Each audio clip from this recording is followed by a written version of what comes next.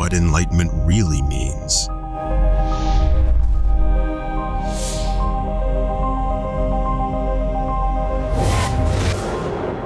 Dear ones, Tantra says there are two kinds of people in this world.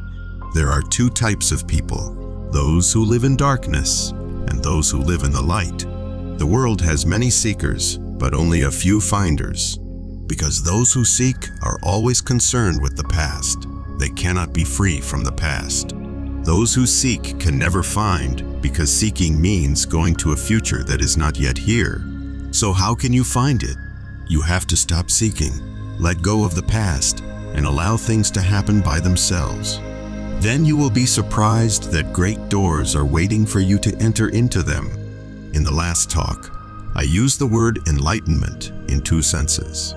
First as a state of no mind, and then as the ultimate flowering of consciousness, which is an end in itself. The word enlightenment means being awake, aware and alert with open eyes. And not only with your eyes, but with all your senses.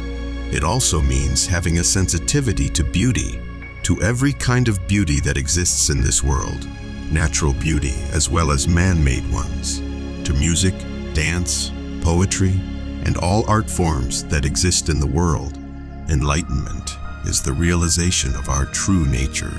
This true nature is often referred to as Buddha nature or our original face, and it has nothing to do with age, race, gender, or body type.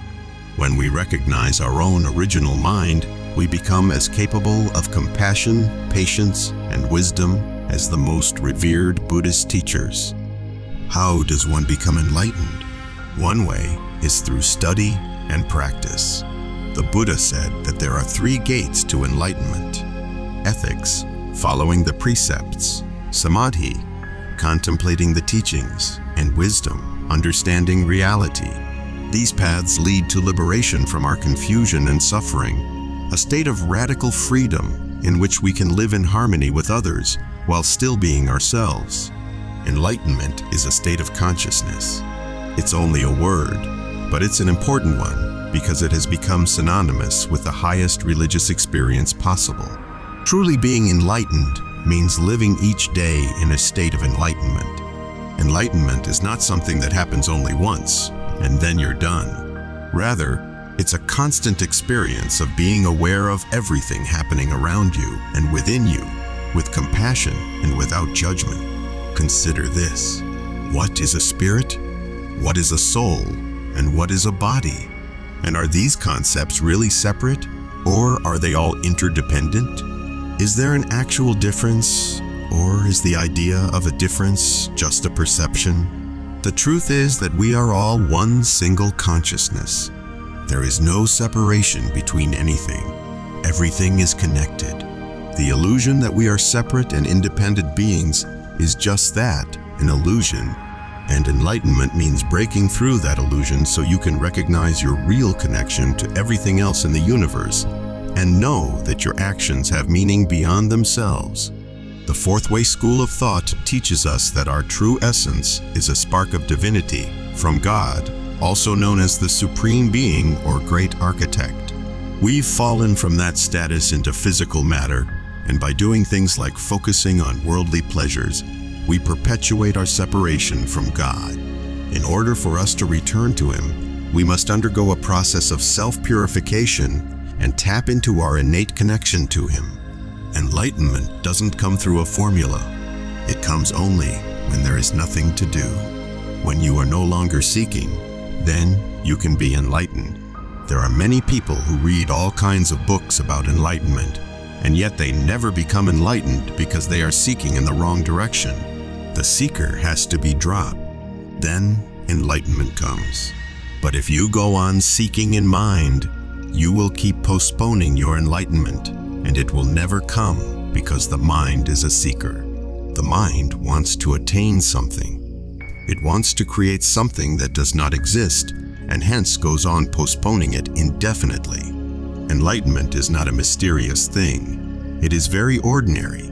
Just watch your own life to see whether you live in the world or beyond the world. If you live in the world, if you live with the memory, past experiences, then you are living in the samsara. And if you can live without any memory, live each moment of your life as if it were your first and last moment, that state is called enlightenment. Enlightenment is a state of being. When you are in a state of being, you are not in a state of doing. You have simply dropped the doing and become a witness. The body will continue to function, but it will not be you who makes it function. It just moves of its own accord. Your breathing continues, but it is not you who makes it happen. It happens on its own accord because the body has to breathe. The same with the heart beating. It goes on beating because that is its nature. If it stops beating, the body becomes dead. The brain functions in such a way that you can think or not think. If you don't think, then there is no problem. Even for 24 hours, you can remain without thinking at all, and there would be no problem. Even for years, you can remain without thinking at all, and there would be no problem. It is only when the brain starts functioning that problems arise. A man thinks day and night, 24 hours a day, 365 days a year.